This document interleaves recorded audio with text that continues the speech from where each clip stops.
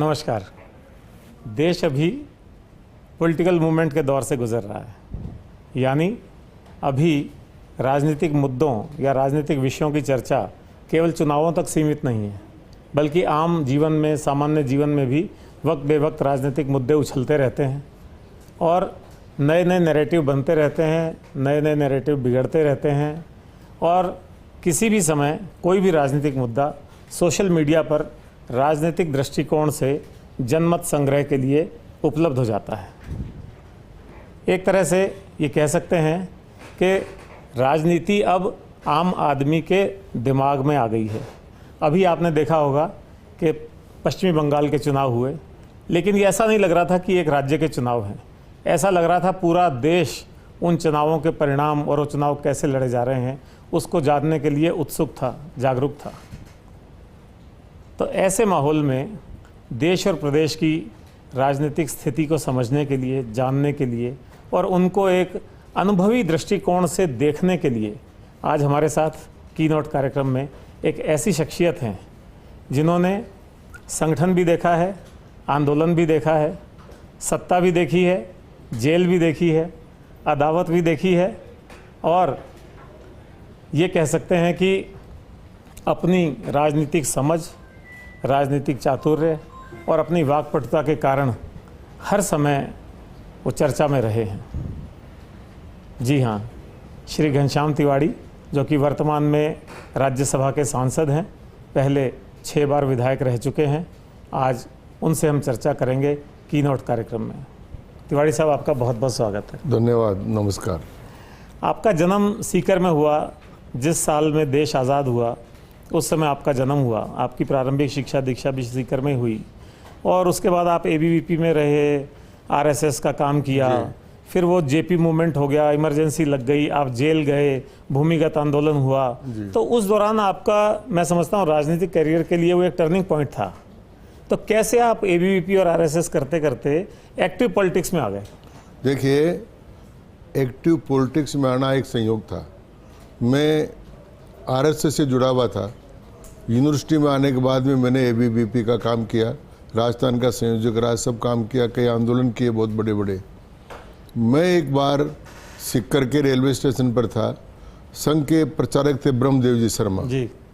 वो वहाँ मुझे कहा कि मेरे से मिलने आना। मैं गया और मैं वहाँ गया तो मुझे उन्होंने कहा, देखो इस समय देश में यंग ट्रक्स की चिंता है, चर्चा है बहुत। चर्चा वो मोहन दारिया, अरे कई लोग थे, चंद्रशेखर जी और तारकेश्वरी सिन्हार, इनको उस समय भारतीय पॉलिटिक्स में यंग टर्क्स कहा जाता था।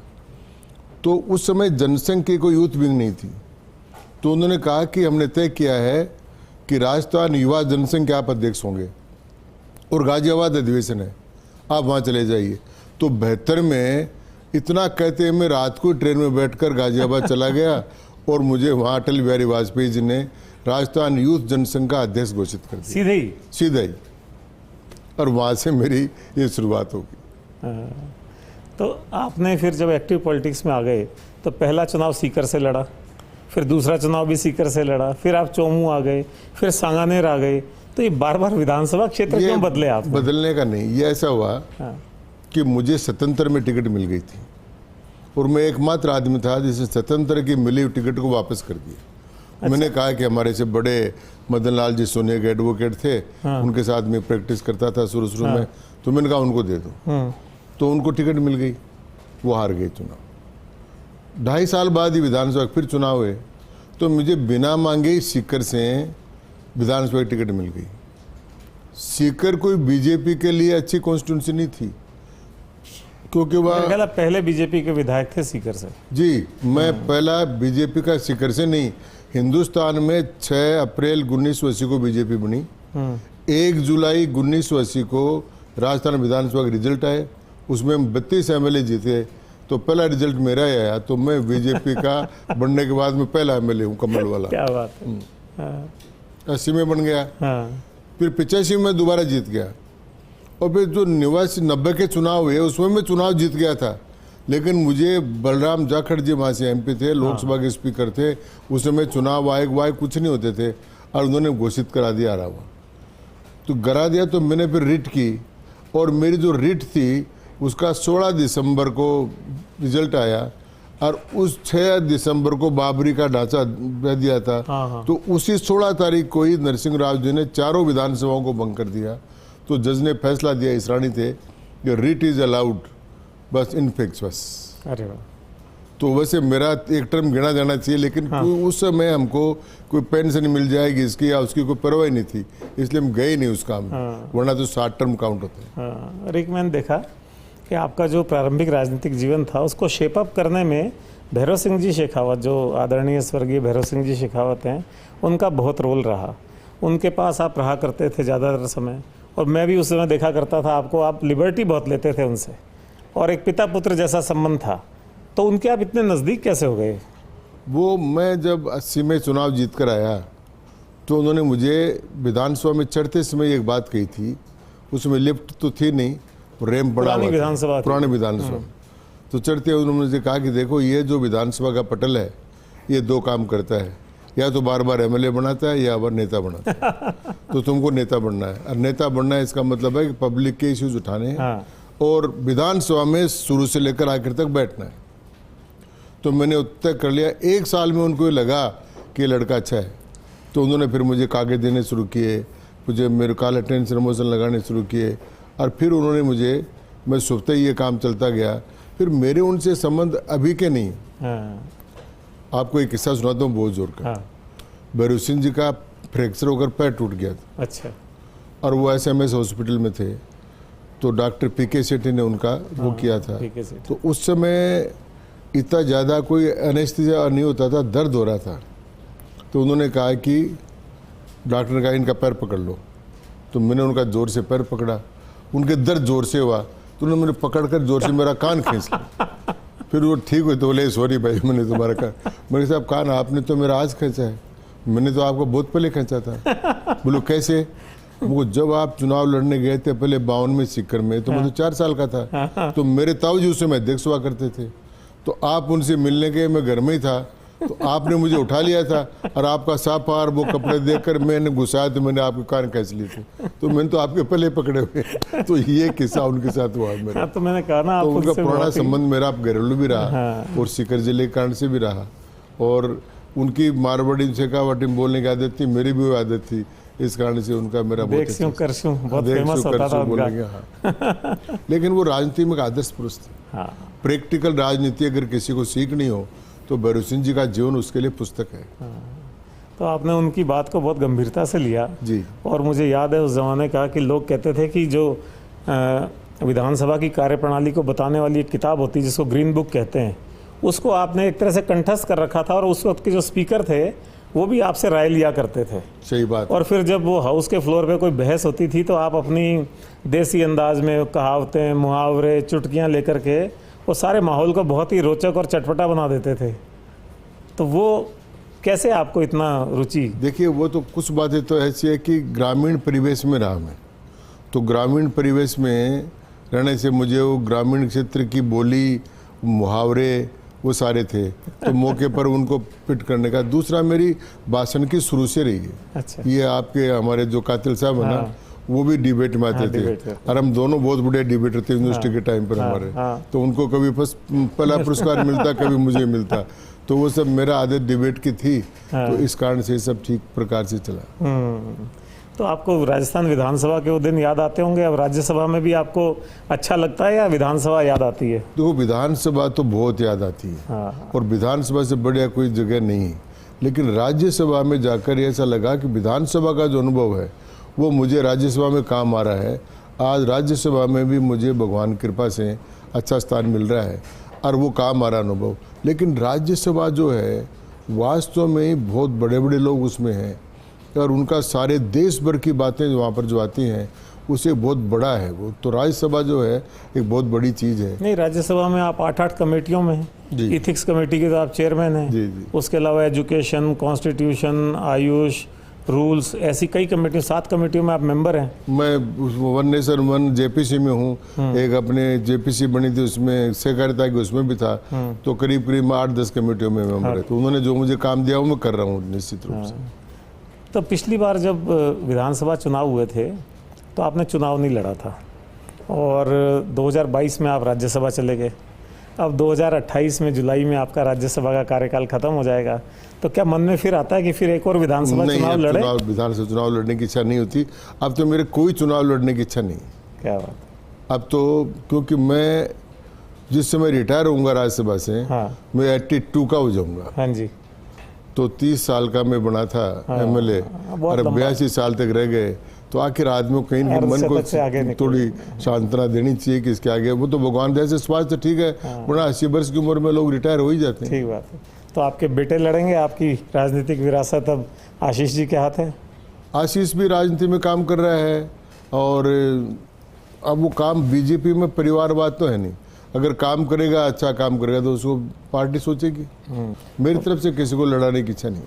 अच्छा, तो वैसे आपका इंटरव्यू हो और उसमें वो भारत वाहिनी पार्टी की बात नहीं हो, पूर्व मुख्यमंत्री वसुंधरा राजे जी की बात नहीं हो, तो अधूरा लगता है। वसुंधरा जी के मेरे बहुत अच्छे संबंध हैं, पहले भी थे, अभी थे। वो एक ग्रहों का चक्कर होता है एक। हाँ, बिल्कुल होता है। तो वो ग्रहों के चक्कर के कारण से वो एक कालखंड आ गया था, उस कालखंड को मैं भूल गया, वो भी भूल गई है, यहाँ तक कि पार्टी भी भूल गई है। हाँ। जब मुझे राज्यसभा की टिकट दे रहे थे, उस समय ये प्रश्न टिकट के लिए गया था वहाँ, तो मोदी जी के पास जब ये मामला गया, तो उन्होंने कहा नहीं, मैं घनश्याम को 40 साल की आप वो देख रहा हूँ, 4 महीने का काम नहीं देख रहा हूँ। हाँ। और उसको हुआ भी नहीं। और आप आश्चर्य करेंगे कि मैंने भारत वाहिनी बनाई और सारा काम किया, फिर भी मुझे बीजेपी से निष्कासित नहीं किया गया। हाँ, बिल्कुल। तो इसलिए वो मैं तो बीजेपी में ही हूँ। तो कोई वो बात नहीं। उस परसेंट तो राजस्थान में आप खाली एमएलए नहीं रहे, आपने यहाँ पे शिक्षा मंत्री का काम संभाला, आप ऊर्जा मंत्री थे, आप विधि मंत्री थे, आप संसदीय कार्य मंत्री थे, तो इतने काम आपने संभाले, शिक्षा में काफ़ी अच्छा काम हुआ था जी। तो आपको सबसे यादगार कार्यकाल कौन सा लगता है? वो मुझे शिक्षा मंत्री का कार्यकाल जो है वो यादगार कार्यकाल लगता है कि उसमें जितने काम हुए थे वो आज शाम कर रहे हैं। मैं तो कुछ बातें तो ऐसी जो कभी हुई नहीं। अच्छा। जैसे हमने 8,300 विधवाओं को जो 10वीं और 12वीं पास है, उनको आते ही नौकरी देने का काम किया। तो महिला सशक्तिकरण तो असल में वही था। 8,300 विधवाओं को उस समय नौकरी मिली। तो जब वो फाइल मेरे पास आई, तो तत्कालीन सचिव ने लिखा कि बिना बीएसटीसी किए हुए और बीएड किए हुए आप यहाँ पर नौकरी नहीं दे सकते। तो मैंने मेरे हाथ से लिखा कि इनको नियुक्ति दी जाए और सरकारी खर्चे पर फिर इनको बीएड और बीएसटीसी कराई जाए, और वो कराई गई। तो वो अपना आप में एक उदाहरण था। उसी प्रकार से हमने प्राथमिक स्कूल खोले थे। प्राइवेट कॉलेज राजस्थान में नहीं थे, सबसे पहले प्राइवेट यूनिवर्सिटीज़ का बिल में लेकर आए थे। अच्छा। प्रोफेसर यशपाल के मामले में सुप्रीम कोर्ट ने फैसला कर दिया था कि एक कानून नहीं बना सकते, तो हर के लिए अलग अलग कानून बनाना पड़ेगा। तो हर यूनिवर्सिटी के अलग अलग कानून में लेकर आया था। तो प्राइवेट यूनिवर्सिटी का काम भी तब शुरू हुआ था। इसी प्रकार हमको जो है वो यूनेस्को पुरस्कार मिला था, उसके लिए वो कन्फ्यूशियस पुरस्कार जो है वो मिला था। पहली बार स्टेट को मिला, और वो कंट्री को मिलता है, लेकिन पहली बार राजस्थान स्टेट को मिला। तो उसमें बहुत अच्छे काम हुए। फिर पारदर्शी तरीके से भर्ती हुई, 1,18,000 लोगों को उसमें भर्ती की आरपीएससी के माध्यम से। किसी प्रकार का लास्ट तक नियुक्ति तक सिफारिश नहीं थी, मेरिट के आधार पर हमने स्थान भी चयन करके लगा दिए थे। तो वैसे नियुक्तियाँ आज भी नहीं। सुप्रीम कोर्ट में कुछ लोगों ने चैलेंज किया था, सुप्रीम कोर्ट ने कहा this is the way it should be, ऐसा ही होना चाहिए। और उसके बाद में भारत सरकार ने, तत्कालीन सरकार कांग्रेस की थी, उन्होंने आदेश निकाला कि जिस प्रकार राजस्थान में भर्ती हुई है उस प्रकार से भर्तियां की जाए। पर शिक्षा में बहुत ज़्यादा काम की ज़रूरत है। आपने इतने अच्छे काम किए, पर अभी कुछ साल पहले, 2-3 साल पहले ये स्थिति आई थी कि कोई कच्चे कमरे गिर गए, बच्चे उसके नीचे दब गए। अभी भी बहुत सारे सरकारी स्कूलों की अपनी बिल्डिंग नहीं, और ये संख्या छोटी मोटी नहीं है, हज़ारों में संख्या है। ये है टीचर्स के तबादले, ये एक बड़ा संकट है। नई भर्तियां, ये एक संकट है। तो शिक्षा के बारे में क्या सरकार कभी इतनी प्राथमिकता दे नहीं पाई, या क्या इशू हुआ इसमें? देखो, शिक्षा को प्राथमिकता सरकार को देनी चाहिए, सरकारों ने दी भी है। पहले के समय से आज स्थिति बहुत बदल गई है कि पहले किसी विद्यालय में बच्चियों के लिए और बच्चों के लिए अलग अलग शौचालय नहीं थे, अब शौचालय बन गए हैं। अब कुछ काम ऐसे हैं, जैसे कुछ जर्जर भवन भी हैं, तो उन भवनों को ठीक करने के लिए उनका काम शिक्षा के क्षेत्र में होना चाहिए। शिक्षा के क्षेत्र में पैसा भी खूब आ रहा है। और शिक्षा में 2 बातें बहुत साफ हो गई है जो कहने मुझे हिचक नहीं है। सरकारी स्कूल में पढ़ने वाले बच्चे गरीब हैं, गरीब घरों के हैं, और उसमें भी क्या है, अगर बच्चा और बच्ची दोनों हैं किसके, तो अगर प्राइवेट स्कूल में फीस देनी है एक ही आदमी की, हाँ, तो बच्चियां तो सब सरकारी स्कूल में हैं, और इसलिए कई बार आंकड़े देते हैं कि बच्चों से ज्यादा बच्चियां आ गई है। वो बच्चे इसलिए आ गई कि माँ बाप जो है, पहले हम जैसे अब सरकारी स्कूल में पढ़े, मैं पहले से लेकर LLB तक सरकारी स्कूल में पढ़ा, तो सरकारी स्कूल में पढ़ना, तो भरोसे सिंह जी एक बात कहा करते थे कि जो सरकारी स्कूल में पढ़ेगा वो नेता बनेगा, और जो ये प्राइवेट स्कूल में पढ़ेगा वो अफसर बनेगा। तो इसलिए तो आपका जितना राजनीतिक अनुभव है, राजनीति में आपकी इतनी गहरी समझ है, और आप इस बात के लिए प्रदेश में नहीं देश में भी जाने जाते हो, तो मेरा मन करता है अब आपसे कुछ गंभीर सवाल हम पूछें जो वास्तव में इसको चिंतन का विषय हो सकते हैं। अभी चाहे प्रदेश में कहें या देश में कहें, राजनीति और जातिवाद का बहुत निकट का संबंध है। ब्राह्मण, राजपूत, मीणा, जाट, OBC, इन सब चीज़ों में उलझा हुआ है। विधानसभा के टिकट भी जाति के आधार पर मिलते हैं, फिर सत्ता आ जाती है तो सत्ता का बंटवारा भी जाति के आधार पर होता है। अभी कोई 36 साल बाद राज्य में भजन लाल जी ब्राह्मण मुख्यमंत्री बने, और आप खुद एक बहुत बड़े ब्राह्मण क्षत्रप हैं राजस्थान के, तो आपको क्या लगता है ये स्थिति कभी बदलेगी, या ये ऐसे ही जातिवाद के हिसाब से ही चलता रहेगा सारा? देखिए, भारतीय राजनीति में एक युग पुरुष है, हाँ, उसका नाम है नरेंद्र मोदी। नरेंद्र मोदी पर न जाति का असर है, न परिवार का असर है, न करप्शन का असर है। पूरा का पूरा कार्यकाल उनका राष्ट्र को समर्पित है, और उनका चिंतन भी वही है। उदाहरण के लिए, वो जब चिंतन करते हैं तो जाति का वैसे चिंतन नहीं करते, वो चिंतन करते हैं कि जाति में अगर गरीबी है, बेरोजगारी है, तो उस जाति को ऊपर उठाना ही चाहिए। नहीं, उन्होंने तो कहा ही है ना, युवा, महिला, गरीब और ज्ञान, किसान, ज्ञान, उन्होंने जो ज्ञान को दिया है, हाँ। उस उनके ना मेरे तो 4 ही जातियाँ हैं, तो वो जाति उन्मूलन काम कर रहे हैं, और वो जातियों के दबाव में नहीं आते। उदाहरण के लिए महाराष्ट्र में लोग कहते थे कि मराठा ही बन सकता है, उन्होंने फडणवीस को बना दिया। हरियाणा में कहते थे जाट ही बन सकता है, सैनी को बना दिया। तो ये काम सारा है। अच्छा, उनका ये जाति का है नहीं, अब अधिकारी ब्राह्मण है, लेकिन ब्राह्मण के नाते नहीं, अधिकारी लड़ता रहा शुभेंदु वहाँ से, और लड़कर यहाँ तक लोकतंत्र के आया तो उन्होंने बना दिया। तो जाति का 2 स्वरूप है। एक जाति का स्वरूप मैं आपको बताना चाहता हूँ कि जातियों ने हमारे समाज की रक्षा भी बहुत की। ये जाति व्यवस्था को अगर ठीक से अध्ययन किया जाए तो आज तो राजनीतिक कारण से कुछ उसमें टकराहट आ रही है, लेकिन जाति व्यवस्था ने समाज की रक्षा बहुत की। ये गांव जो बड़े, गांव में काम हो गया, खाती का काम अलग हो गया, कुमाऊं का काम अलग हो गया, कुमार का अलग कर दिया, नाई का काम अलग कर दिया, सारे के सारे कृषि पर आधारित थे। और किसान जब पैदा करता था तो वो इनको कमेरू लोग कहते थे। इन कमेरुओं को भी उसी प्रकार से वो अनाज का वितरण होता था। और जब किसान जाता था और वो हल जोतता था तो कहता था ये चिड़ियों का बाका देना, ये गायों का बाका देना, ये जो कमेरू हैं इनके बाका देना, ये मंदिर का बाका देना। और वो गांव का आता था, और गांव में व्यवस्था करो काम करती थी। तो मुगल काल में और इन कालों में जब हमले हो रहे थे, जब धर्म परिवर्तन हो रहा था, इन जातीय व्यवस्थाओं ने, जातीय पंचायतों ने समाज की बहुत बड़ी रक्षा करी और यहाँ तक पहुँचाया भी। और इन जातियों ने लड़ाई में भी बहुत बड़ा काम किया। भारत की लड़ाई में भारत के जो योद्धा लड़ते रहे, उन्हें भी इन जातियों ने बहुत काम किया। पर चलो, आपको लगता है कि राजनीति में जातिवाद जो बुराई के रूप में है वो नहीं रहना चाहिए। बाकी जातियों में बहुत अच्छाई भी है, जातीय समाजों में उन्होंने बहुत काम किए। जैसे आर्य समाज ने बहुत विद्यालय खोले, कोई अग्रवाल समाज है, अग्रवाल समाज ने इतने स्कूल विद्यालय खोले, बिरला इंस्टीट्यूट है उसने इतने विद्यालय खोले। तो इन लोगों ने समाज सेवा का भी बहुत काम किया है, जातीय आधार पर भी किया है। लेकिन जाति का राजनीति में कड़वाहट और राजनीति में जातीय आधार पर सोचना वो ठीक नहीं। तो आप तो हमेशा महिला सशक्तिकरण के पक्षधर रहे हैं। तो 33% महिलाओं का आरक्षण की बात है और 50% की मांग हो रही है, तो उस पर आप क्या सोचते हैं, क्या है, कितना होना चाहिए? मेरिट बेस्ड होना चाहिए, आरक्षण बेस्ड होना चाहिए? ये जो बिल आया है, 31वां संविधान संशोधन बिल चल रहा है। पहला जो बिल आया था उसके बाद 50 संविधान संशोधन हो, और जो महिला नारी शक्ति बंधन का नई लोकसभा में, राज्यसभा में पारित कराया, मोदी जी ने पारित करा दिया। पारित करने के समय सब साथ थे। अब इस समय कुछ पॉइंट बनाकर सरकार को नीचा दिखाने के लिए उन्होंने महिलाओं के आरक्षण के विधेयक का विरोध किया। अब उनको मन में पश्चाताप है, क्योंकि तमिलनाडु में भी डीएमके को इसका जवाब मिल गया, टीएमसी को बंगाल में इसका जवाब मिल गया, कांग्रेस को आसाम में इसका जवाब मिल गया।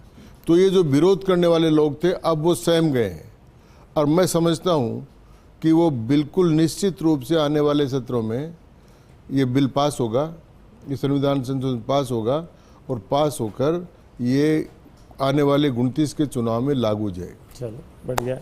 अच्छा, ऐसी ये राजनीतिक नियुक्तियां करनी होती हैं तो राजस्थान में नहीं, सब जगह देखने में आता है राजनीतिक नियुक्तियों में बहुत देरी हो जाती है। अब राजस्थान का संदर्भ लें तो करीब 2.5 साल होने को आए सरकार को, और अभी प्रमुख राजनीतिक नियुक्तियां नहीं हुई। निगमों बोर्डों में जो अध्यक्ष और ये लगते हैं उनकी नियुक्तियां नहीं हुई। अब प्रैक्टिकली देखें तो 2 साल ही बचे, आखिरी 6 महीने तो आप जानते हैं वैसे भी तैयारी में निकलते हैं। वैसे इन सब का कार्यकाल, जितने भी बोर्ड कॉर्पोरेशन है ना, हाँ। इनका कार्यकाल 3 साल का ही होता है। हाँ। कानून में इन सब का कार्यकाल 3 साल का है, तो वो 3 साल उससे भी कम रह 3 गया। साल बचे हुए हैं, तो अब तो जाना ही चाहिए इनका।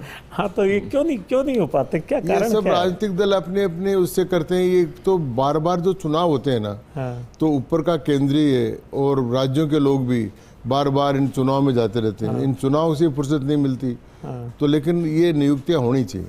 हाँ, ऐसे ही कहते हैं मंत्रिमंडल विस्तार है, केंद्र में भी ड्यू है, राजस्थान में तो पूरी संख्या में मंत्री ही नहीं बने अभी तक।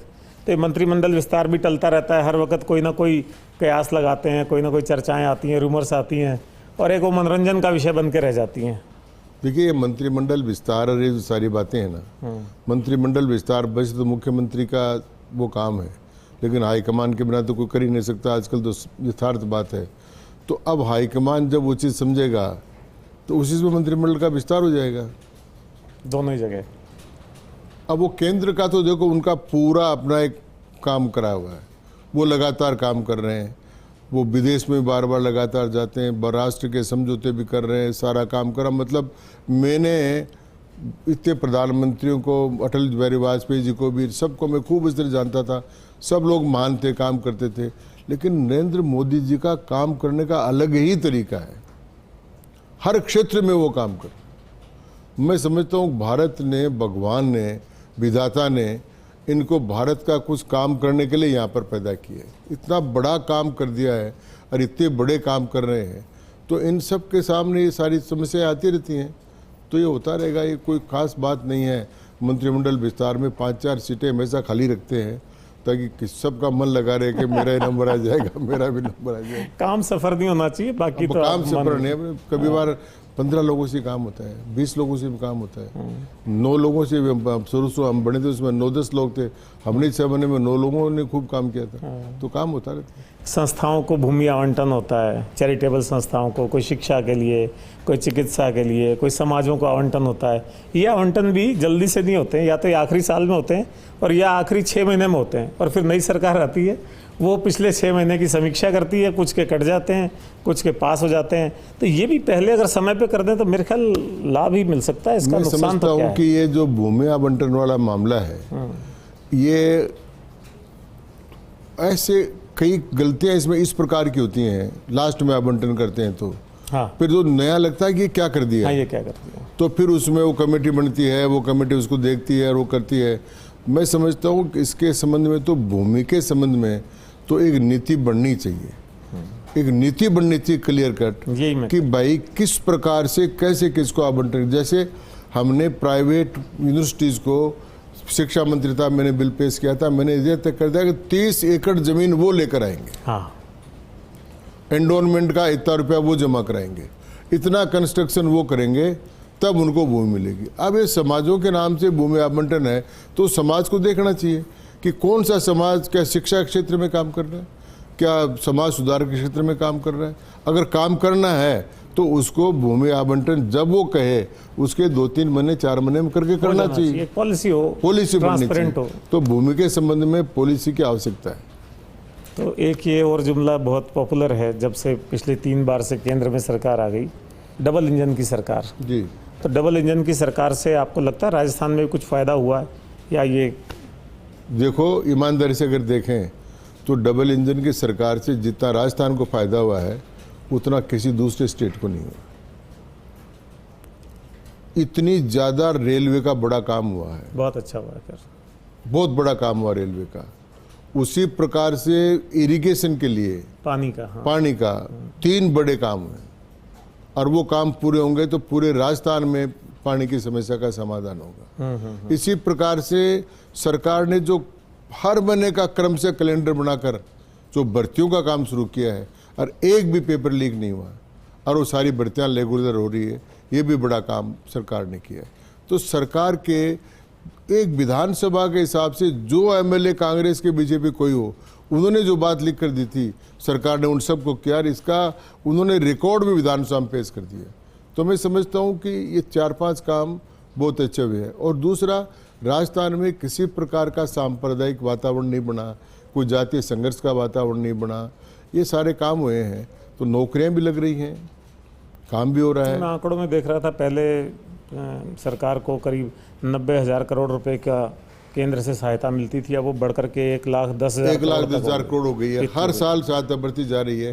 हर ये जो पैसा है ना, ये तो डायरेक्ट जो अनुदान मिलता है। इसके अलावा जो पैसा है, जैसे रेलवे का पैसा है या और पैसा है, वो अलग से है। जैसे रोड्स का पैसा है, वो अलग से है, वो बैंकों से आता है। वो गडकरी जी ने कैसी व्यवस्था की कि जो रोड बना रहे हैं तो उन तीनों काम ठीक कर दिया। रोड बना रहे हैं तो रोड मंजूर करते हैं, बैंक से उसको लोन दिलाते हैं, सड़क बनती है, और बैंक से सीधा फिर ये जो पैसा कटता है फास्ट टैग से, वो सीधा बैंकों में जाता है। तो बैंकों की स्थिति मजबूत हो रही है, सड़क बन रही है और काम हो रहा है। तो ये जो इंफ्रास्ट्रक्चर का काम अलग से आ रहा है, वो इस 1,10,000 करोड़ के बाहर है। तो आप तो सरकार की बैठकों में भी जाते हैं, संगठन की बैठकों में भी जाते हैं, तो राजस्थान सरकार, खासतौर पे भजन लाल मुख्यमंत्री हैं, उनके कामकाज और सरकार के कामकाज को आप कैसे आकलन करते हो? देखिए, भजन लाल जी लगातार निरंतरता से समर्पित होकर काम कर रहे हैं। ये बात जरूर है कि वो नए हैं, तो कुछ 6 महीने 5 महीने उनको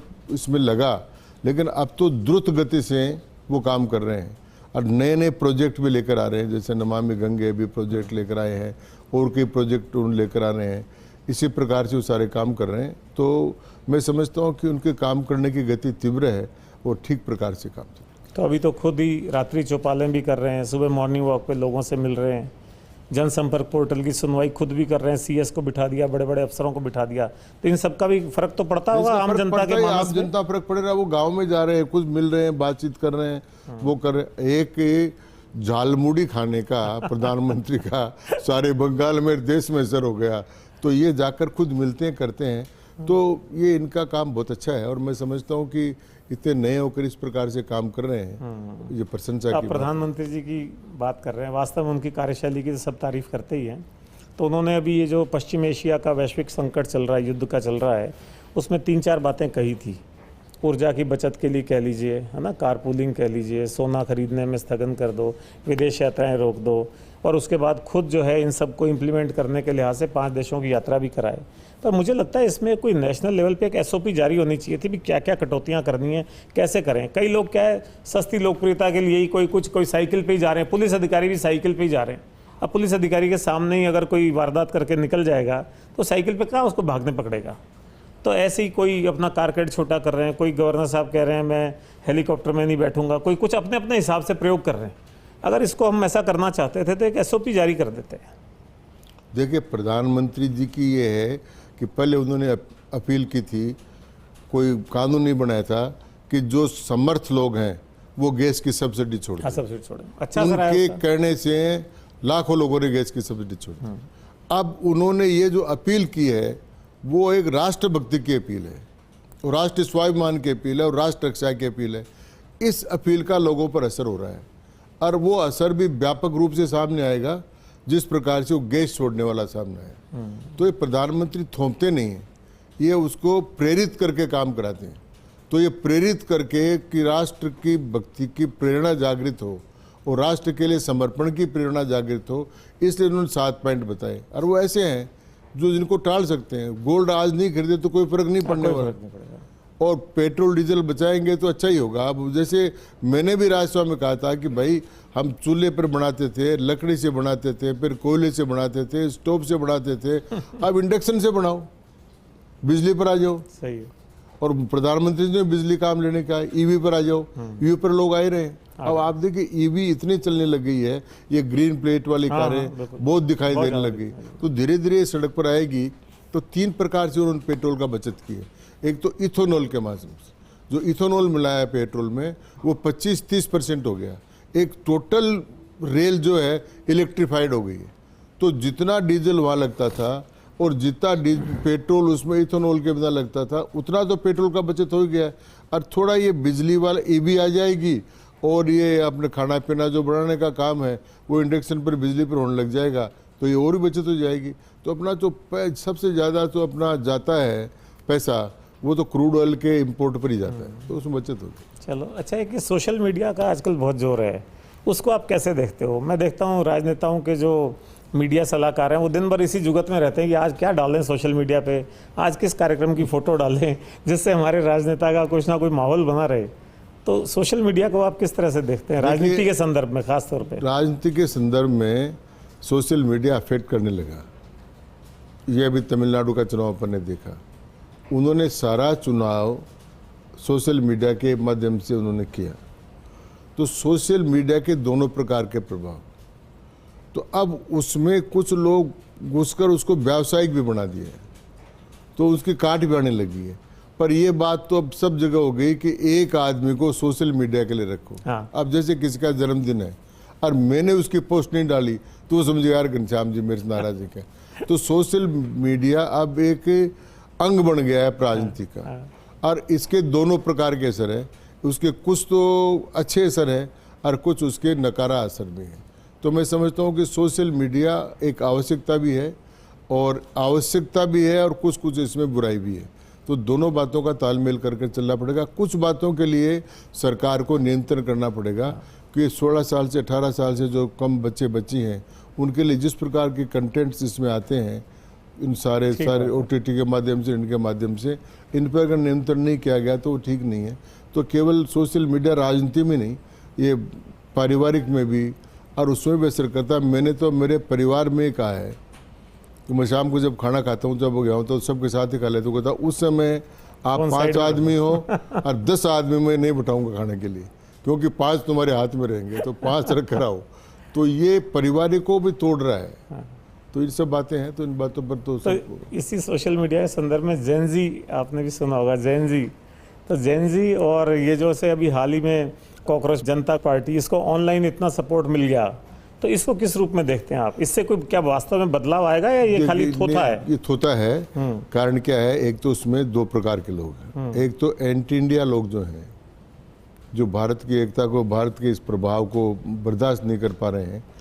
तो मैं देख रहा हूँ एक बात सोशल मीडिया पर कुछ पकड़े भी हैं कि रहता तो कौन सी जाति का है, दूसरी जाति का आदमी, लेकिन दूसरी जाति का आदमी बनकर उस जाति पर हमला करता है और लिखता है ये जाति, तो उसके प्रति उनमें वैमनस्य जागृत हो जाए।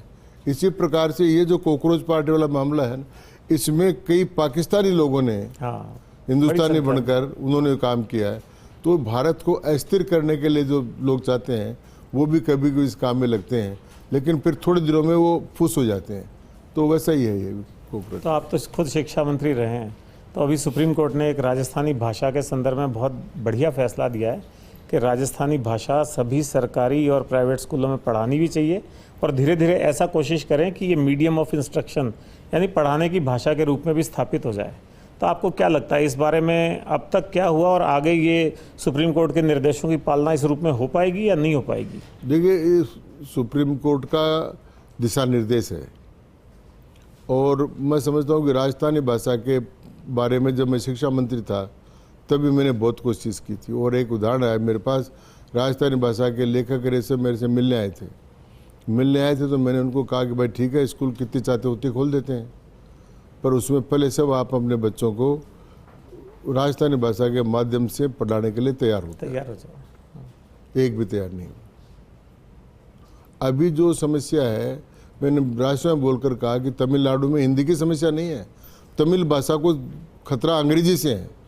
कि इंग्लिश मीडिया इंस्ट्रक्शन के लोग ज़्यादा हो गए तमिल से। और हमारे यहाँ भी देखो तो ये आज तक तो यहाँ तक लोगों की कल्पना हो गई कि मेरा बच्चा अगर पैदा हो तो वो रोए भी पैदा होते हैं, अंग्रेजी में रोए, हिंदी में रोए नहीं। तो ये जो सारी बातें हो गई है, उससे राजस्थानी भाषा और इन सब भाषाओं का विकास जरूरी है, लेकिन मूल खतरा जो है वो इंग्लिश से है। इसलिए नई शिक्षा नीति में मातृभाषा को प्राथमिकता दी गई मोदी जी के द्वारा, और उसमें मातृभाषा में शिक्षा मिले ये काम है। तो राजस्थानी भाषा भी मातृभाषा है, तो उसमें शिक्षा मिलनी चाहिए। इसके लिए सरकारों काम करना ही चाहिए। अच्छा, ये एक और बात है इसी पढ़ाई लिखाई और छात्र से संबंधित। छात्र संघ के चुनाव काफ़ी समय से नहीं हो रहे हैं, और इसी तरह से अब तो प्रदेश में पंचायत के चुनाव भी अटके हुए हैं, नगरीय निकायों के चुनाव भी अटके हुए हैं, और उसको जोड़ते हैं वन नेशन वन इलेक्शन से। तो इस बारे में आपका क्या मत है? चुनाव टाइम पे हो जाने चाहिए? अब हाईकोर्ट ने कहा है कि 31 जुलाई तक चुनाव हो जाने चाहिए। देखिए, मेरी एक मान्यता बहुत साफ है इसमें। 73वें और 74वें संविधान संशोधन के बाद में इन संस्थाओं को संवैधानिक बना दिया, कॉन्स्टिट्यूशनल बॉडीज हो गई है। तो जैसे लोकसभा के और विधानसभा के चुनाव होते हैं, उसी प्रकार इनके चुनाव होना भी जरूरी है, समय पर होना जरूरी है। पर दुर्भाग्य से पिछली सरकार ने इतना टाइम टेबल इनका बिगाड़ दिया कि बार बार चुनाव, बार बार चुनाव, बार बार चुनाव। इसलिए सरकार ने वन नेशन नहीं, वन स्टेट वन इलेक्शन, तो ऐसे कई जगह हुई है। अभी गुजरात में एक साथ सारे चुनाव हो गए हैं, अभी महाराष्ट्र में सारे चुनाव एक साथ हुए हैं। उसी प्रकार राजस्थान में भी ये सारे चुनाव एक साथ हो जाए, इसके लिए इसमें प्रक्रिया में कुछ विलम्ब हो गई। लेकिन अब चूंकि जुलाई तक आदेश आ गया, और सरकार ने इस कारण से भी नहीं किया कि ओबीसी का जो कोटा फिक्स होना था, सुप्रीम कोर्ट का एक फैसला हो गया था कि ओबीसी के आयोग की जब तक रिपोर्ट नहीं आएगी तब तक आप ओबीसी का आरक्षण नहीं कर सकते, और ओबीसी के आरक्षण के बिना कोई चुनाव नहीं कराना चाहता। इसलिए अभी ओबीसी के आरक्षण की रिपोर्ट आ जाएगी तो 21% जो उनको देते हैं उतना रिजर्वेशन उनका हो जाएगा। तो SC ST के साथ साथ ओबीसी का आरक्षण होकर भी तो फिर चुनाव 31 जुलाई से पहले आ जाएगी ओबीसी की रिपोर्ट? आ जानी चाहिए। चलो, बहुत बढ़िया। तो आपने कई गंभीर विषयों पे हमको बताया। अब एक दो प्रश्न व्यक्तिगत जैसी श्रेणी के हैं। आपका इतना लंबा राजनीतिक जीवन हो गया और आपने बड़े उत्साह से पूरे राजनीतिक जीवन में भाग लिया। ऐसा नहीं कि खाली एक भाई काम चला रहे हैं, आप हमेशा बड़े उत्साही और ऊर्जा के साथ रहे। तो आपके जीवन की, राजनीतिक जीवन की सबसे बड़ी उपलब्धि आप क्या मानते हो? देखिए, मेरे राजनीतिक जीवन की सबसे बड़ी उपलब्धि है EWS का आरक्षण। ये राजस्थान में जब जाटों को ओबीसी का आरक्षण दिया गया था तो ब्राह्मण, वर्णीय, राजपूत, इन्होंने सामाजिक न्याय मंच के अंतर्गत ओबीसी में आरक्षण की मांग की थी, और मैं उस समय समाज सबसे अलग हटकर मैंने उसका विरोध किया।